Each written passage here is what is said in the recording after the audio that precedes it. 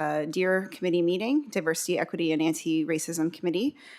We will call to order at 1:30. My apologies for the small late start. And I'm going to pass it over to Jill, the committee clerk, to go over electronic procedures. Good afternoon, everyone. So I'm going to provide a brief review of the protocols for electronic participation. The public portion of this meeting is being streamed live, both audio and video, from the Region of Peel website. The people present in the council chambers are myself, committee clerk, our committee chair, Councillor Downey, and clerk staff required to facilitate the technology for this meeting. We are conducting this meeting using WebEx. For an optimum WebEx experience, we ask that you take the following measures. The recommended WebEx meeting display view is active speaker video view or active speaker and thumbnail video view, so that you will have a full view of the meeting materials and the presentation. If you are experiencing a poor Wi-Fi connection, please disable your video. If you drop off the meeting, please rejoin. And if you have any difficulties, our councillor members, please contact your local IT department first for assistance, following the same process as you do for our council meetings. As required, your local IT department will reach out to the regional IT staff for further assistance. Our public committee members may please email to council@peelregion.ca and we will try to assist you. You may choose to turn on your video and leave it on throughout the meeting, or you can turn on your video only when you are speaking. If you wish to speak, please click on the round participant icon on the bottom of your screen to enable your participant list. Then you click on the hand icon located to the right of your name. Members who connect to the meeting via the phone-in option, please send an email to council@peelregion.ca. When called upon, please unmute your microphone and proceed. When you have concluded your comment or request, please mute your microphone and lower your hand by pressing the blue hand to the right of your name in the participant list. If you have any motions to introduce regarding the business on today's agenda, please email your motion to council@peelregion.ca, identifying yourself as the mover, and a seconder is not required for committee meetings. For committee motions, pardon me. Motions sent by email will be read before calling a vote. Committee motions do not permit a recorded vote. When a vote is called, the committee chair or clerk will call for any objections. If you have an objection, please unmute your microphone and indicate your name and objection. If no objections are stated, the motion will be deemed to be approved. We do not have any in-camera items today. However, should an in-camera matter arise, we would go over the closed session protocol at that time. If you have any questions as we proceed through the meeting, please send them to council@peelregion.ca. And I will begin now with the roll call. Member Awani.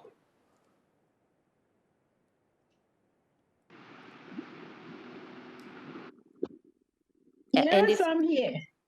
Thank you. Councillor Demerla.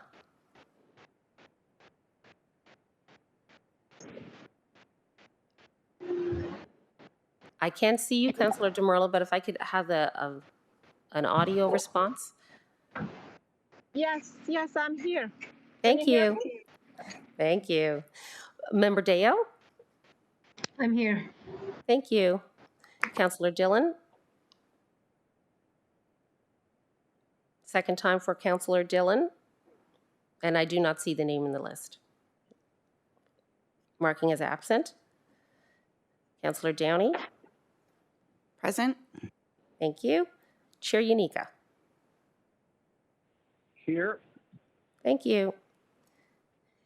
Councillor Kovac has notified us that he will be absent today. Councillor McFadden?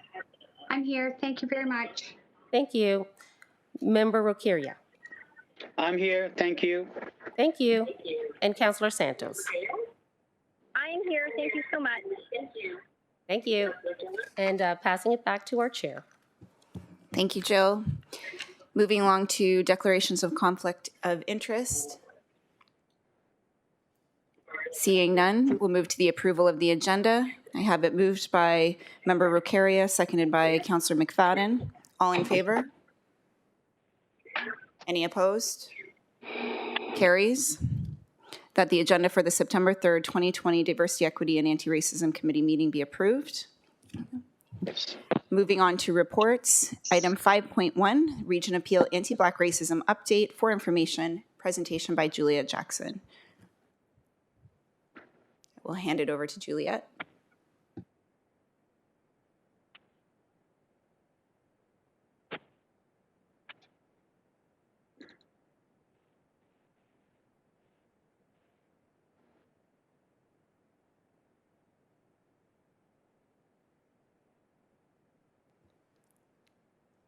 Hi, Juliet. Just confirming if you can hear us. Are you able to check your audio and video?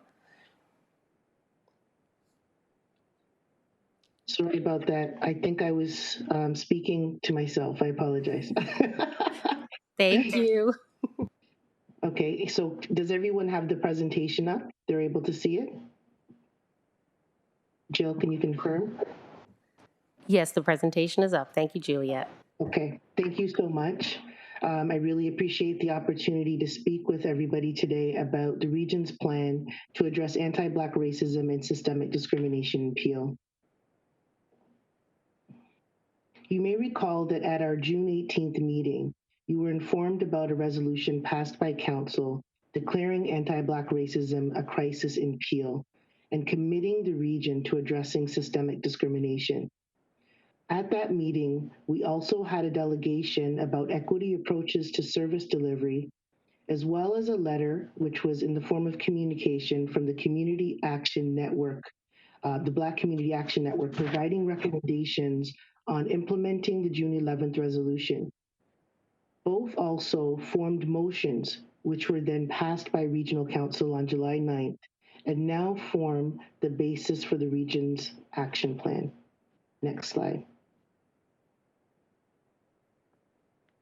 Before jumping into the regional action plan, I thought it would be helpful for me to share some relevant information about the existing provincial framework.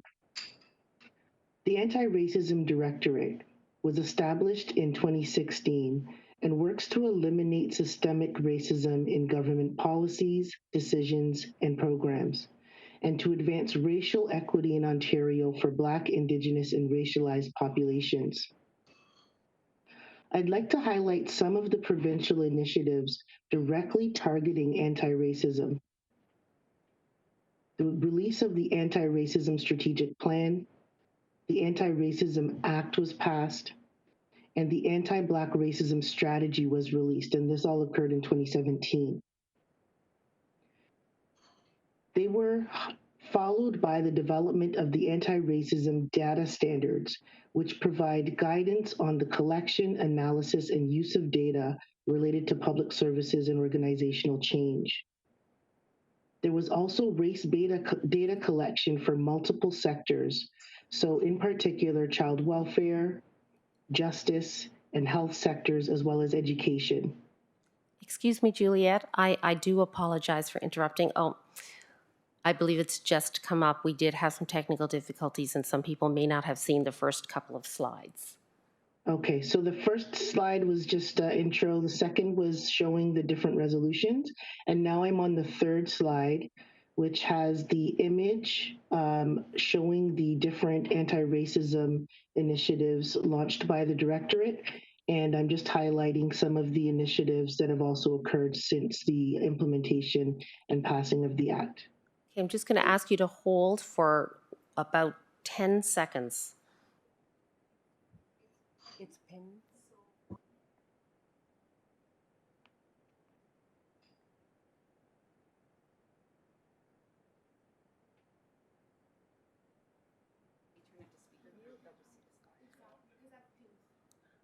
My apologies for the delay. Just want to make sure that anybody in the meeting today has the speaker view on, and then you will be able to see the presentation. And thank you, Juliet. We will continue. No problem. Thank you, Jill. So I was just giving some examples of some of the initiatives that were launched provincially and that have occurred since 2017 after the establishment of the Act and the anti-racism strategy. So there was also work done on correctional services reform. So the Ministry of Community and Social Services established a committee to advise on measures to address the overrepresentation of Black inmates in corrections and to support their reintegration into the community. There was also the Ontario Black Youth Action Plan, and that is specifically created to address a number of issues using 4 pillars. So one is culturally focused parenting and mentorship. The other is early intervention and prevention. Third, there's access to higher education and skills development. And the fourth is community outreach and promoting anti-violence. And finally, there is One Vision, One Voice. The Ministry of Community and Youth Services funded the development of a framework in partnership with leaders from the African Canadian community, which provides Children's Aid Society staff and caregivers with anti-oppressive and anti-racist clinical practice guidelines with a focus on anti-Black racism. The region's efforts support and align with the province of Ontario's plan and will be leveraged as we take action against anti-racism and systemic discrimination. Next slide. There's much to learn from the province's journey. So we will leverage the framework, as I've already mentioned. It's really important that we don't repeat what already exists, so we will build on it. Completing reviews of our policies will provide intelligence about our current state and will inform our future state. And ultimately, creating infrastructure around this work is very important, but investing in efforts that drive behavior change provide the best opportunity for success. Next slide. So after these resolutions were passed, we developed 3 guiding principles for how we would move forward with acting on these resolutions. The first is we want to build on existing work in progress. There's quite a bit of work already in play at the Region of Peel, specifically to address anti-racism and systemic discrimination, and we want to capitalize on what already exists because it will give us the opportunity to achieve outcomes faster than if we start from scratch. Where these existing initiatives do not meet all of the requirements of what we are being tasked with, we will fill gaps, first by looking for opportunities to increase the scope of that work. But where that's not possible, we will then develop new. And 3, we will leverage community partnerships and tables, and that includes working with our local municipalities. Next slide. Our plan will have a community focus as well as a workforce focus. Starting with the calls to action under the community focus, the first one I'd like to speak about is engaging Black communities to address racial inequities. In response to what has been learned from the race and data, occupation-based data collected from COVID, public health is planning engagement efforts to better understand the disparities that have been revealed.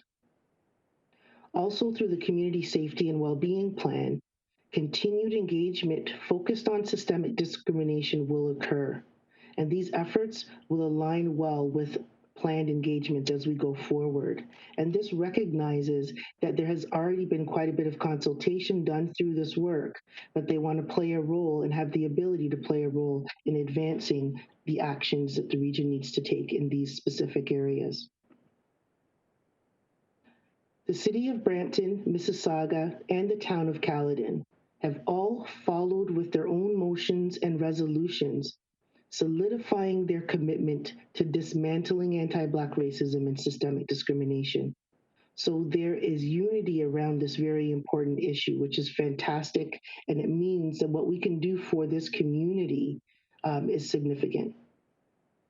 The region is partnering with all 3 local municipalities on a collaborative approach to consulting with Peel's Black community as well as other racialized and marginalized groups. We are targeting this fall for Mississauga and Brampton residents. Caledon is starting in-house with a workforce focus. These plans continue to evolve and will be locked in and communicated very soon. These partnerships will allow us to avoid over-consulting. Consultation is really important, but it needs to be meaningful, and we need to make sure that people do not feel exhausted by the fact that we want to hear from them. So this will help us in addressing the very important and pressing issues that are in front of us. Next slide. The second call to action is related to funding to mental health, housing, harm reduction programming to support marginalized groups, including the Black community.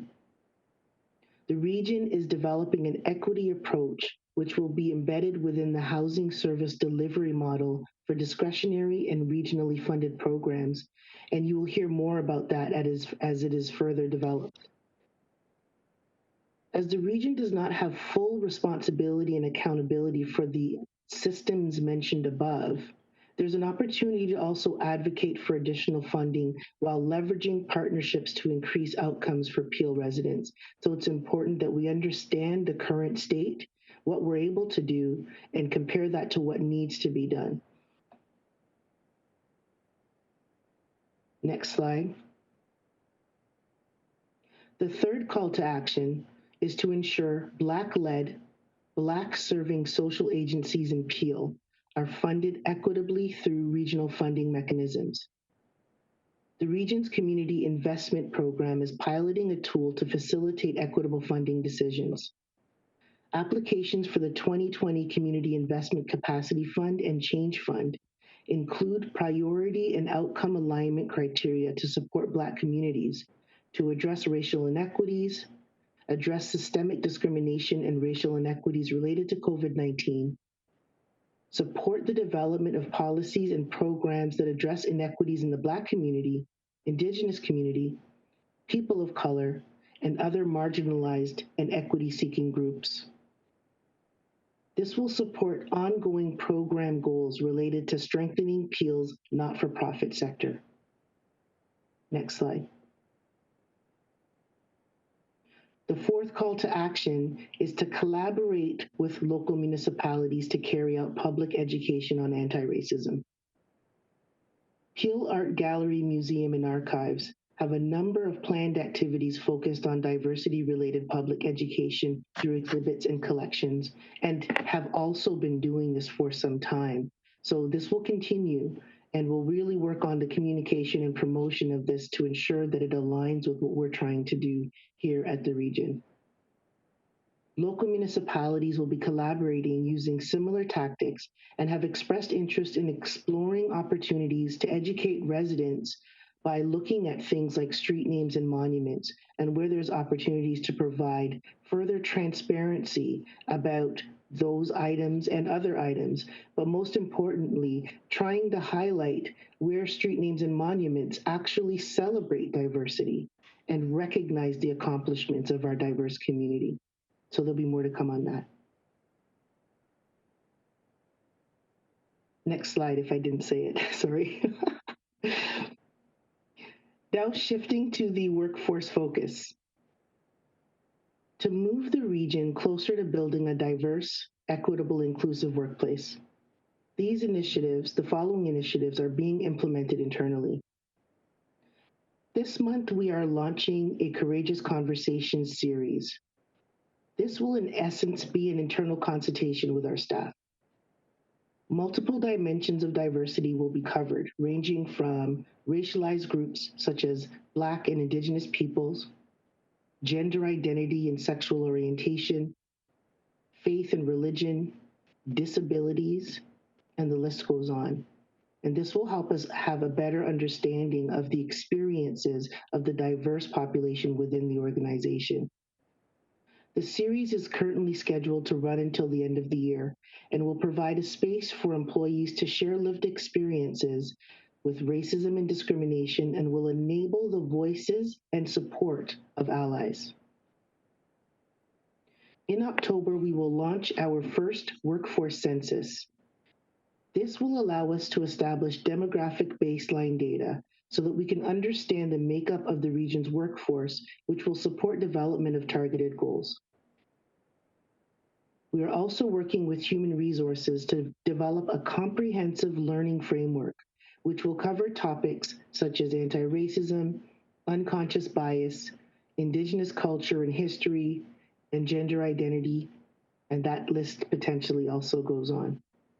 This framework will equip staff to competently and confidently embark on this journey. In the new year, the region will be completing an employment systems review. We will examine policies, practices, and systems related to hiring, pay, and promotion to identify systemic barriers that may disadvantage certain groups. And lastly, and very importantly, I'd love to speak about communications. Communications about anti-Black racism and systemic discrimination have been ongoing since June of this year, starting with consistent emails of commitment to this mission from our CAO and messages from people leaders at all levels of the organization to all levels of the organization. We have provided forums for open discussion to create safe spaces for people to share and learn from each other. Some specific examples are, we've had courageous conversations with Black employees. More than 175 Black employees participated in a total of 7 sessions. Staff shared their experiences, and our executive leadership team listened. They heard their explanations of what it felt like to live and work in Black skin, and were keenly paying attention to the recommendations they had for making Peel a better place to live and work. Leadership Unplugged is a series of 90-minute structured dialogues on a number of topics developed for small groups of experienced and aspiring people leaders. In July, we launched a series called What Do I Say? This has provided a safe space for leaders to find their voice, allowing them to have courageous conversations with their employees and colleagues. We've also had a number of presentations and discussions at departmental, divisional, and the team level, and those continue to happen. The workforce focus on our internal community directly impacts our ability to provide service to and for our community in an equitable and inclusive manner. Next slide. Moving on to next steps. So far, I have shared information about work in progress and planned activities to respond to anti-racism and systemic discrimination. The region will continue with these activities. We will continue to partner with local municipalities, which will expand our reach and impact in Peel. And we will leverage community partnerships and tables to advance this work. For example, as mentioned in the report, the Community Response Table, which was created in response to COVID and continues with that focus and mandate, has also created a subgroup committed to playing a strong role in this mission of dismantling anti-racism and systemic discrimination. This creates a great opportunity to work with partners and people with expertise who understand the region and already support children, youth, and families in Peel. As they continue to finalize their vision for the role they can play, we will work with them to explore opportunities to support and learn from them. As we continue this work and collect and analyze data, it will be used to develop our diversity, equity, and inclusion strategy. Today we shared tactics, most of which connect to organizational and community-based strategies. Now we must finalize a comprehensive and complete plan that will anchor this work and provide clarity about timelines, the outcomes we want to achieve, and the ability to measure our progress. This plan will come back to you early in the new year. Next slide. Thank you so much for the opportunity to share progress on where we are as of today with responding to anti-Black racism and systemic discrimination. I am joined today by a number of staff who are leading many of the pieces of work that I've identified in the presentation today. We are available to assist and answer any questions that you may have. Thank you so much. Thank you, Julia, to you and your entire team for all of the work that you've put forward thus far. I'm excited, but then also feeling like there's still a lot of work to do. I'm going to move to the speakers list. We'll start with Councillor Demerla. Hi, Julia. Just wanted to congratulate you on a excellent plan. You know, I really like the idea of building on existing frameworks where possible and then filling gaps where you think existing frameworks don't work. That's terrific. And I just wanted to congratulate you on the idea of courageous conversations. That really caught my attention. And just want to wish everybody on your team the very best. And we're all with you to support you. Just this is exciting and this is a great step forward. So thank you for everything. Thank you, Councillor Demerla. Thank you, and we'll go to Councillor Santos. Hi, everyone. And I echo the sentiments from Councillor Demerla, and I'm sure the entire committee as well. I think part of us wanting to have more regular meetings on this issue is because we as a committee, we as a council, as a municipality, across all municipalities in the region, truly believe that this is something and timely and important for us to be dealing with. And so even though this is the only item on the agenda, I think it speaks volumes that this committee and this council still wants to talk about this issue and look at the work that we are doing as a municipality. I just have one question.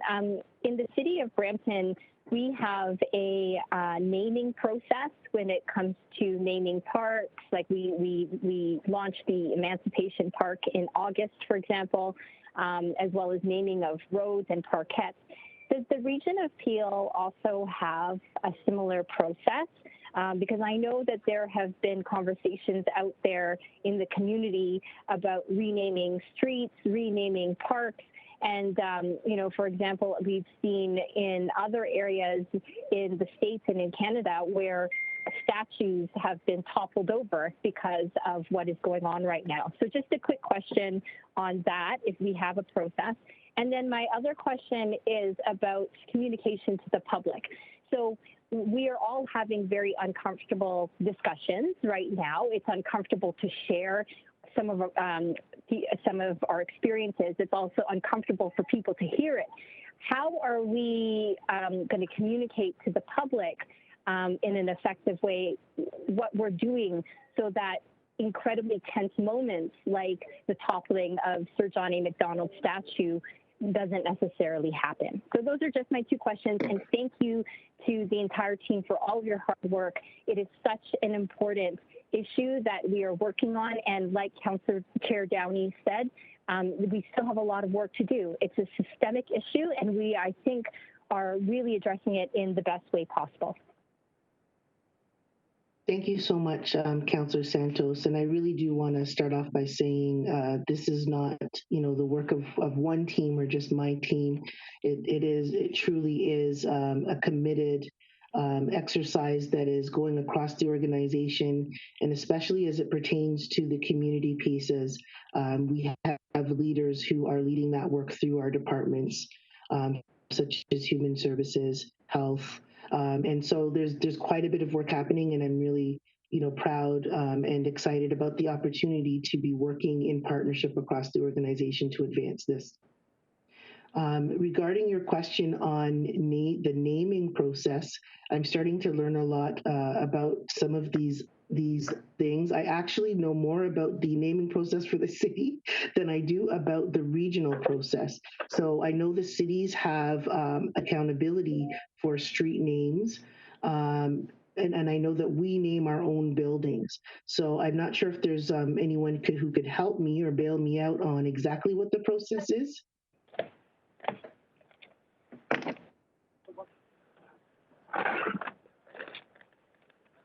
I don't know. My commissioner, Catherine Lockyer, would you have any idea if we have a very specific naming process for maybe our buildings? Hi, Juliet. Yes, in fact, we do. We have a policy that is in place, and it is for the naming of our buildings, and we do take the names to council. There are not too many other opportunities for naming things at the regional level. It's just for regional facilities and buildings. But we'd be happy to take a look at that policy and process and perhaps update it with some of these guiding principles in mind for carrying forward. Thank you Catherine. so much, Catherine. Thanks. And on that topic, the conversations we've been having with the cities, as I've said, is we really want to have a very thoughtful and intentional approach. We understand that there's a lot of emotion and frustration resulting in, people toppling over statues, all of those things. And we really think that the approach we want to have for Peel is transparency and education that really just it highlights not just the bad things that people are upset about, but it begins to kind of show more of a holistic picture of an individual because everyone has a little bit of both. But also, we really want to be intentional about celebrating and providing and shining a light on diversity and looking for opportunities to really create a space for that to begin to dismantle the thought process that suggests that diverse populations have not actually contributed to the success of society today. So that's the approach that we're hoping to take. On the issue of communications with the public, we have done some communication just in terms of, our focus on partnerships and the opportunity to move forward together with this work. We're developing a comprehensive communication strategy, but we're also working with the local municipalities on the same. We want to find opportunities to talk about the things that we are doing together and when people can expect to either participate, whether it be in consultations or different things that they can expect to see in the future. So it's still under development, but where it makes sense. So for example, today, even just being able to share the first stages of our plan, we will have a strategy to basically communicate through social media and other mechanisms to update on where we are at today.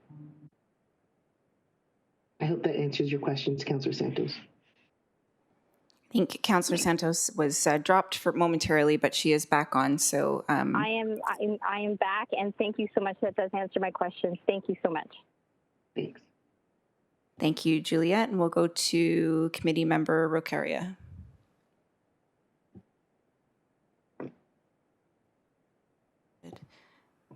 Rafiq, if you can unmute your microphone. 1 second.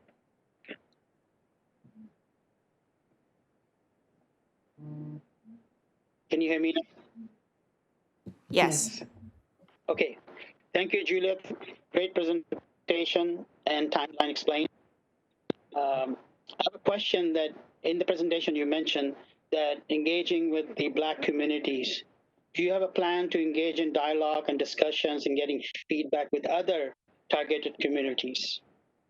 And also the internal staff, the survey of the other communities? So that would be our intention. With anti-Black racism being identified as a crisis, it is where we will start.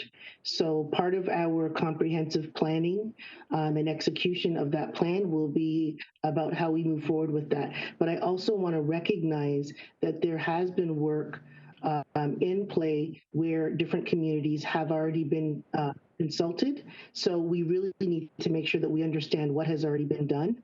I'm not sure if any of my partners on the line would like to comment on any of the consultations that have already occurred.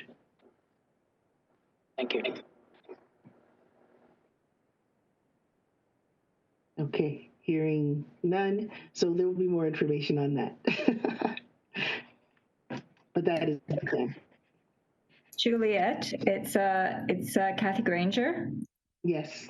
I can just mention, certainly through the community safety and well-being table, as you're aware, that systemic discrimination is a priority, and we are certainly will be and have started to engage with our communities to gather further feedback to inform our priority So yes, it's certainly a priority for us going forward, and I know you participate on that table as well.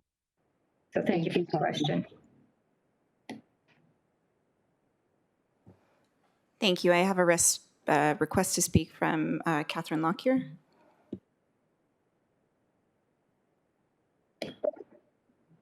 Hi, thank you for this opportunity.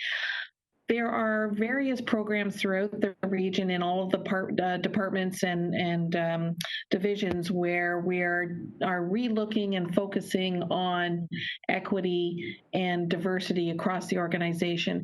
And one of those is in human resources, and we do take a look at programs and program development through human resources as well. So there are programs both outwardly facing and internal facing, where we're looking at equity and diversity throughout the organization and beyond. Thank you. Thanks, Catherine. Member Ocaria, do you have any further questions?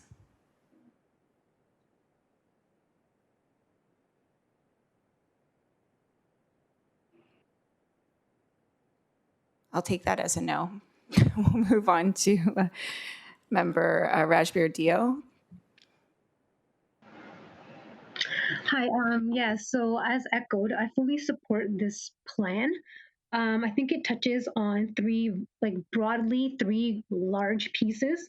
First is the policy and procedures, giving that a review. Secondly is the engagement with the community and community organizations, which is absolutely a key factor, especially when we want to kind of set up precedents and really demonstrate the importance of this type of work. And when we can engage all of our communities together, that's how we get that culture change. Because culture change is something that can take a long time and is not easy. But when we have that coherence and this work and this motivation is in the collective consciousness of the region, then we can really push forward. So I really appreciate that. And also, of course, the internal work that goes on within the region of Peel. Region of Peel workers are ones who are serving our various diverse communities. So having the educational piece and the internal piece is also really important. And just to push further, a couple of things mentioned in the presentation. One was about the health funding. And I think now, and obviously, a lot of the health funding comes from the ministry. However, now that we have attention being brought to the issues of systemic discrimination, and knowing that Brampton, for example, is significantly underfunded compared to other cities in Ontario, this is a real good opportunity to push forth change to gain more funding. So I really hope that regional councillors can come together and build on this momentum to get the funding that we need. It was just a few months ago, like a little while ago, where the hallway healthcare crisis was in the news. And just because something has dropped from the media, it doesn't mean that it's not occurring or it's not important. And we can leverage our opportunity now to push forward that health funding and really analyze any kind of systemic institutionalized discrimination that may be playing a factor into why a city like Brampton gets half the funding of compared to other cities. And I just have one question. So I know going forward, we're going to be collecting that race-based data and a part of the health equity strategy. I was just wondering if there's some kind of the way the data is collected. Is it like voluntary, involuntary? Is there a standardized process, or is it are people just being asked verbally? Is there a form that they fill out? Because I think this itself requires a strategy. Historically, it's well known that populations that feel marginalized or vulnerable, they can have a lack of trust in the system. And that can inhibit them from wanting to provide some of that personal information. So I'm just wondering if there's some kind of standardized process for that. Thanks. I'll call on my colleagues from health. I'm not sure if you want to speak to that, Kathy. I know we have representation from public health as well. Yeah, thanks, Juliet. Through you, Madam Chair, I have Dr. Brandon on the call as well, and our advisor Jessica, who may want to speak to the technical pieces of how we collect the data.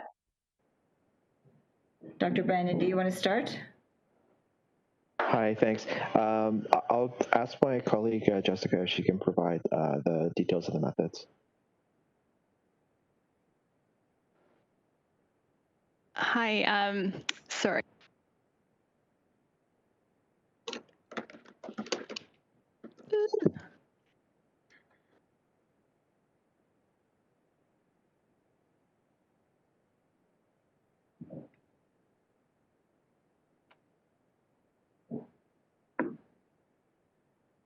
Sorry, Jessica, are you there?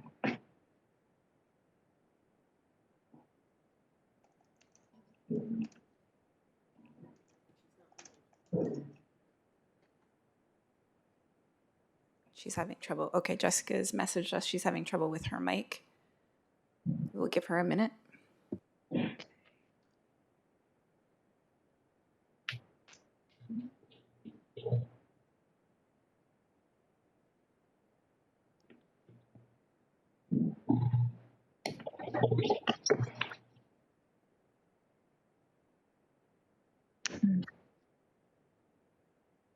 Hi, can everyone hear me? Yes. Okay, Yes. perfect.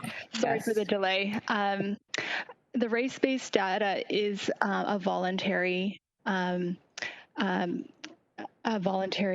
response by those through the case and contact management service for COVID-19. It's asked verbally, and there is a standard question, that it's the same for each person who responds.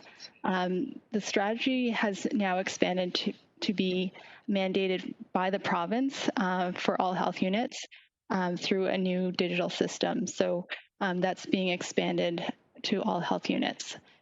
In the future, this will be also expanded to other programs in public health through an electronic medical record system that we're starting to implement as well.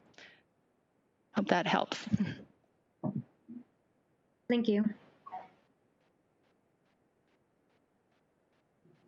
Brad Spear, do you have any further questions? No, thank you for the response. Thank you. We'll move to Teresa. Hi, can you hear me? Yes, go ahead, please. Yeah, I have a concern and a question. You could remember the past week we have a escalating gun problem in the region, especially in Brampton. And I'm wondering if our committee is looking into gun violence.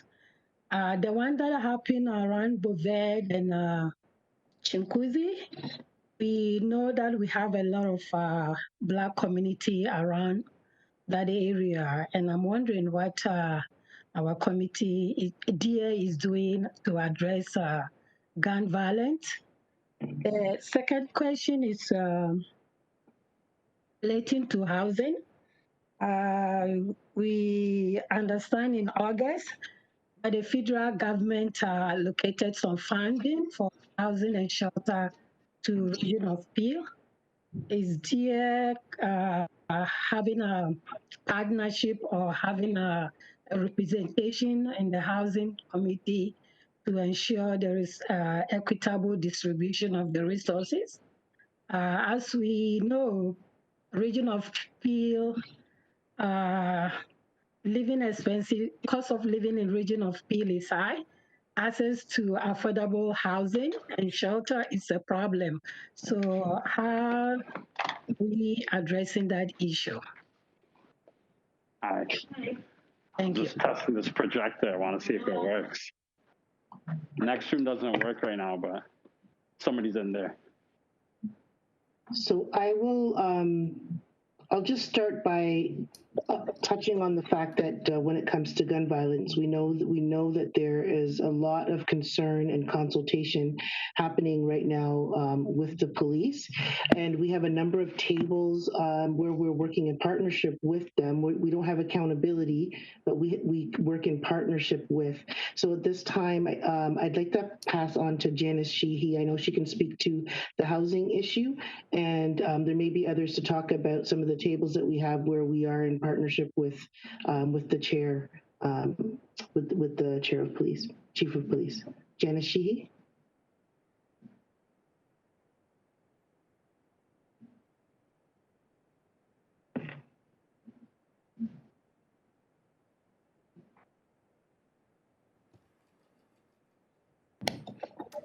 Janice doesn't appear to be in the meeting at this moment, but maybe we can turn to Brian Landry to talk about community safety and well-being as it relates to our focus on youth.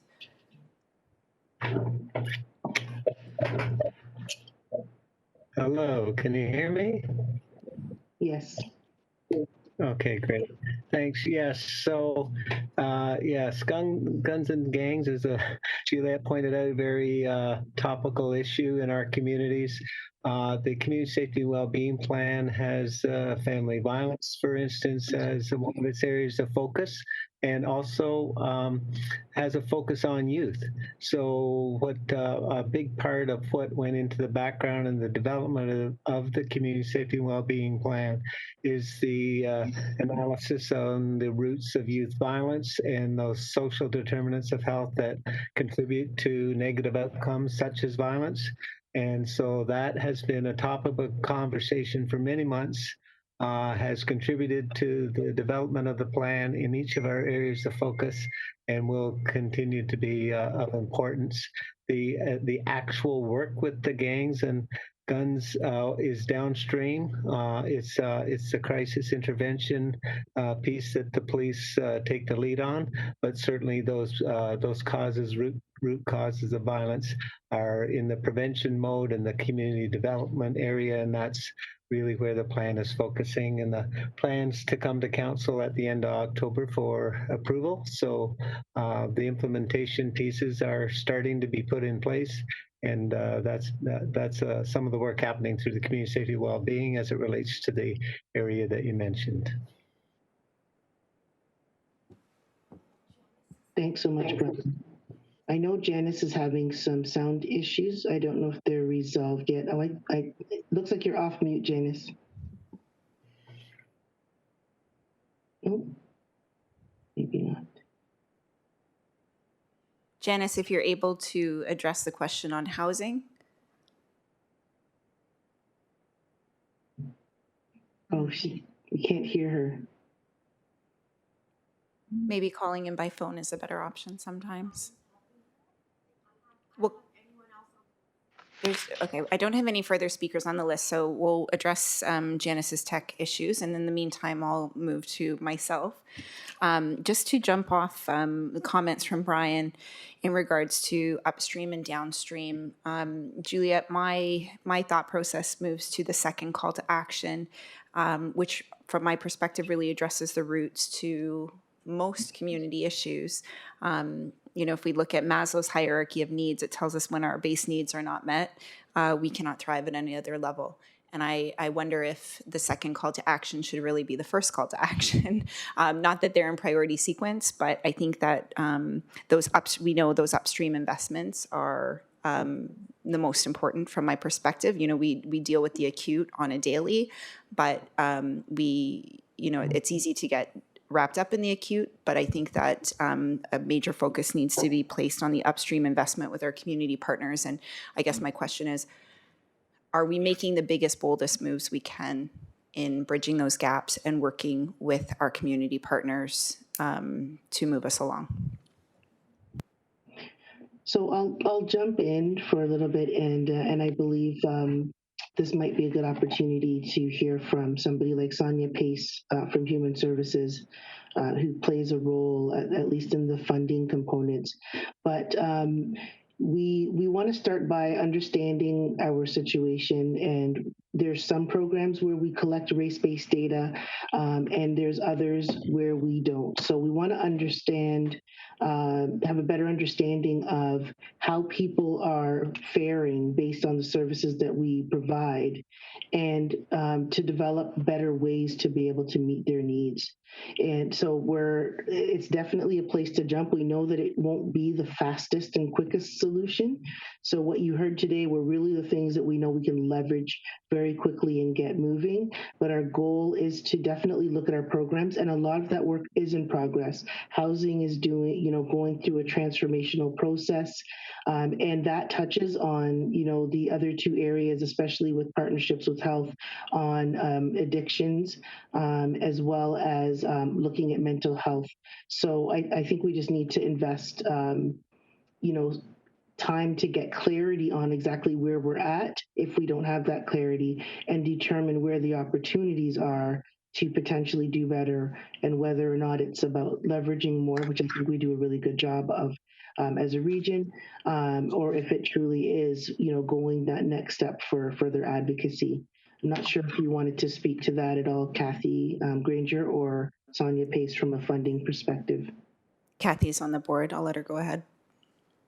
Yeah, through you, Chair. Thanks, Juliet, for starting us off. One of the positive unintended consequences of COVID was that the community has really come together, both through the community response table that Sonia can talk about, but also our integrated response table.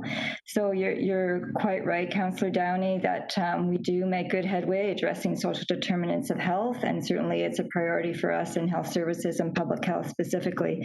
So we continue to advocate for funding to address these substantive foundational issues, and we do have all partners, both at the community safety and well-being table, but also the other community tables that have been addressing COVID. So we're in a good place right now to be able to advocate and move forward on some of these issues that have been identified by our partners today. So thank you for the opportunity to speak. Sonia may want to speak specifically to the community response table if she's able now. Thank you, Juliet.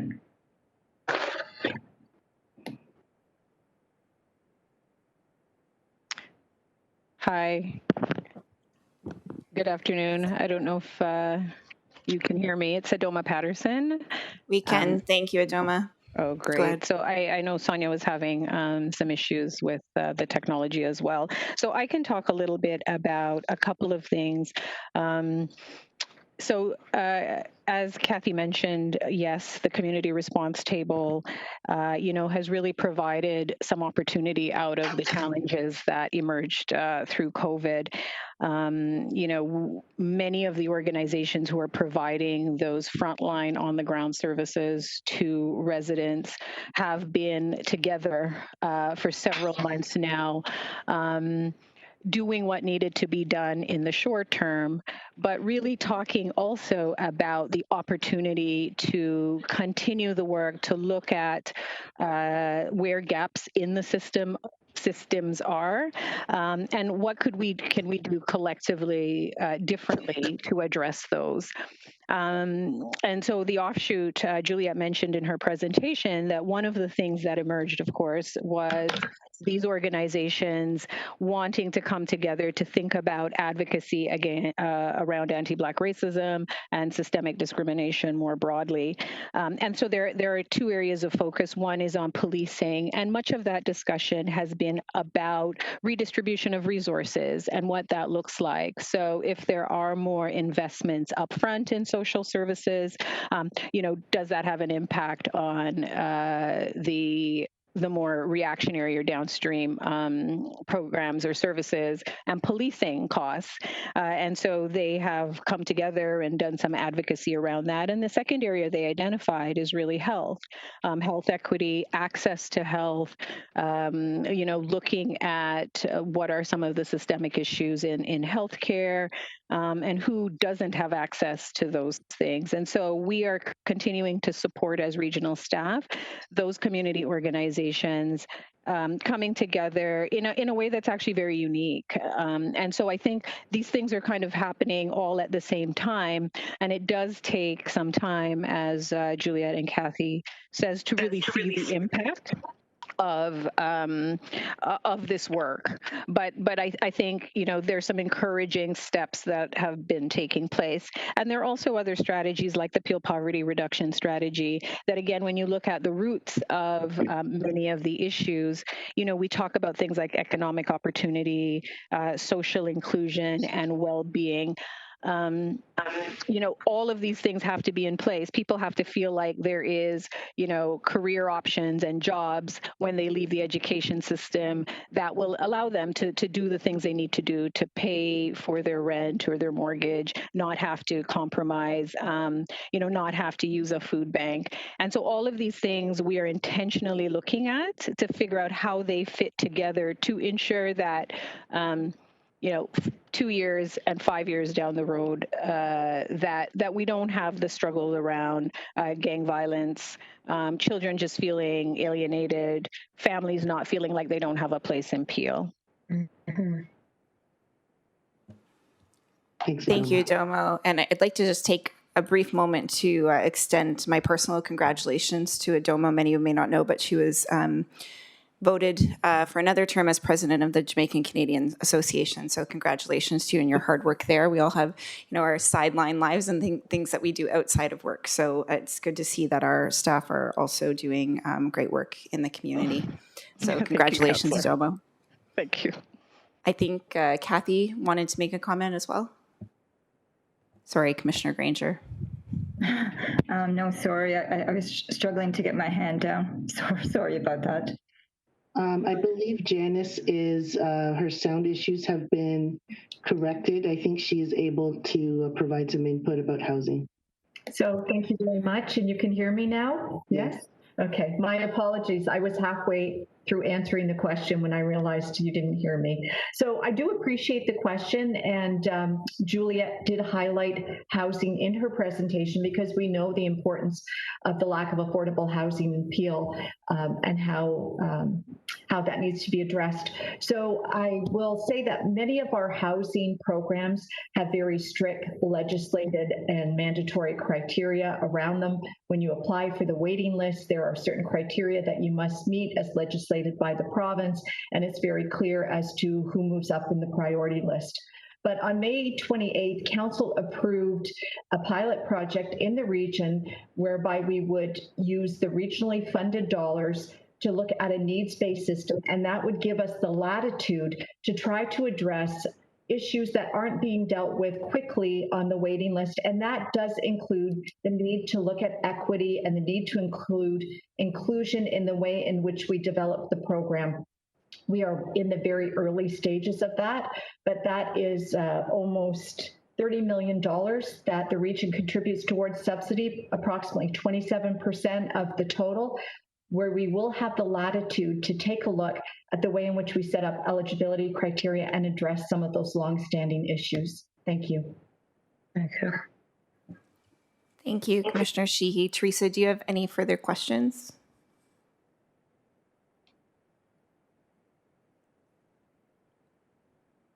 Hearing none. I have no one else on the board.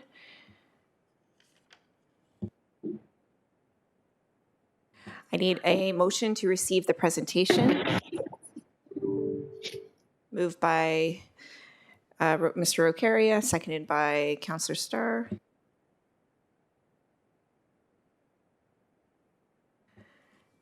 All in favor?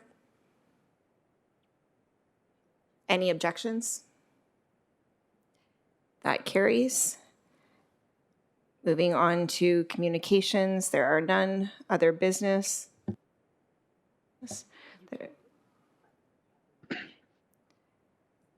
No in-camera matters. That moves us to our next meeting, which is Thursday, October 15th, 9:30 a.m.